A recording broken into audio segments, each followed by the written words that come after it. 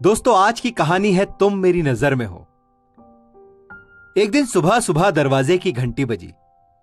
दरवाजा खोला तो देखा एक आकर्षक कदकाठी का व्यक्ति चेहरे पर प्यारी सी मुस्कान लिए खड़ा है। मैंने कहा, जी कहिए।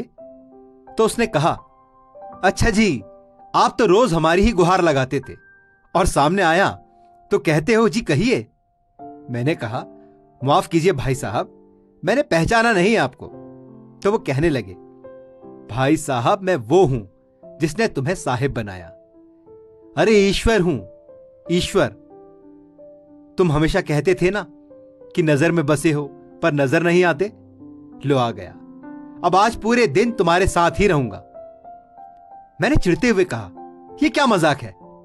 अरे मजाक नहीं है, सच है। सिर्फ तुम्हें ही नजर आऊंगा, तुम्हारे सिवा कोई देख या सुन नहीं पाएगा मुझे। कुछ कहता इससे पहले पीछे से मां आ गई। अकेला खड़ा खड़ा क्या कर रहा है यहां? चाय तैयार है, चल आजा अंदर।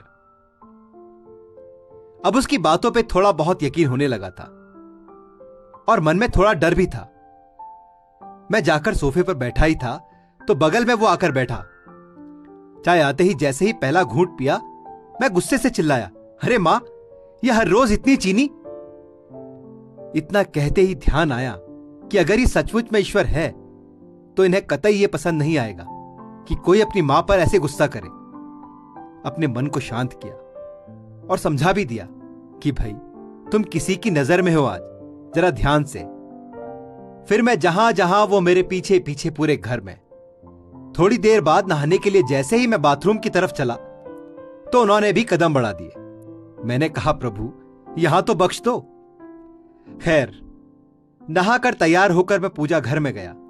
यकीनन पहली बार तन्मयता से प्रभु वंदन किया, क्योंकि आज अपनी ईमानदारी जो साबित करनी थी मुझे। फिर ऑफिस के लिए निकला। अपनी कार में बैठा तो देखा बगल में महाशय पहले से ही तैयार बैठे हैं। सफर शुरू हुआ। तभी एक फोन आया और फोन उठाने ही वाला था कि ध्यान आया, तुम किसी की नजर में हो। कार को साइड में रोका, फोन पर बात की और बात करते करते कहने ही वाला था कि इस काम के ऊपर पैसे लगेंगे, पर यह तो गलत था, पाप था। तो प्रभु के सामने कैसे कहता? एकाएक मुंह से निकल गया, आप आ जाइए, आपका काम हो जाएगा आज। फिर उस दिन ऑफिस में न स्टाफ पर गुस्सा किया, न किसी कर्मचारी से बहस की।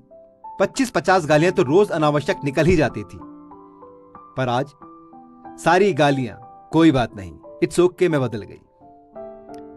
वो पहला दिन था जब क्रोध, घमंड, किसी की बुराई, लालच, अपशब्द, बेईमानी, झूठ, ये सब मेरी दिनचर्या का हिस्सा नहीं बने। शाम को ऑफिस से निकला, कार में बैठा तो बगल में बैठे ईश्वर को बोल ही दिया, प्रभु सीट बेल्ट लगा लें, कुछ नियम तो आप भी निभाएं। उनके चेहरे पर संतोष भरी मुस्कान थी। घर पर रात्रि भोजन जब परोसा गया तब शायद पहली बार मेरे मुख से निकला, प्रभु पहले आप लीजिए। और उन्होंने भी मुस्कुराते हुए निवाला मुंह में रखा।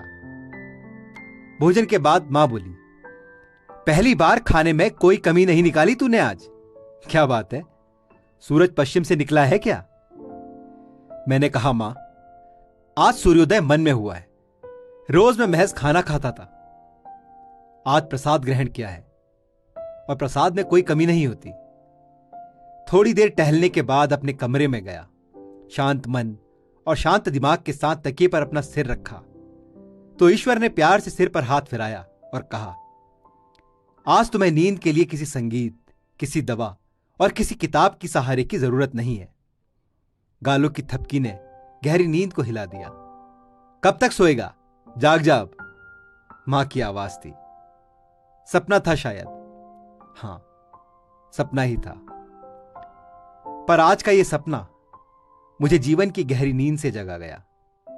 अब समझ में आ गया उसका इशारा, तुम मेरी नजर में हो।